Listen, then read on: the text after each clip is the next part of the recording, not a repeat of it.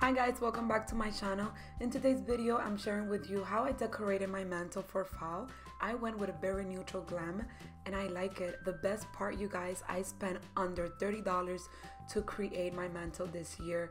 I really used a lot of the items that I already had at home and then purchased some new stuff, and everything came together so nicely. The best part, nothing gets glued, nothing gets attached, nothing is permanent. I could use every single item again. First of all, guys, excuse how I'm looking. I was in my PJs. It was really early in the morning, but I figured I shared this video with you anyways. So the first thing that I did was add this candle holder that I have. You guys have seen this. I actually did a Christmas DIY using this.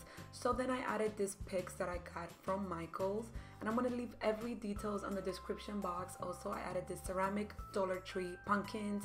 Then again, I went to the other side and I added this cream maple picks from Michael's.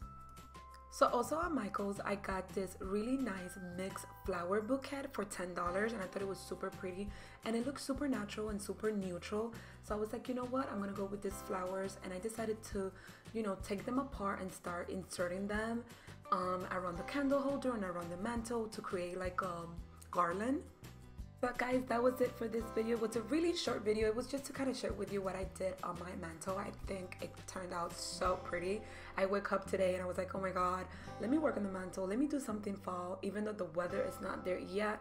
Anyways, if you enjoyed this video, don't forget to give me a thumbs up. Subscribe to my channel if you haven't. I have a lot more content coming up for fall and of course Christmas. You know, it's my favorite time of the year. So there's going to be a lot of new videos coming up. Stay tuned for those. Thanks a lot for watching. Besos.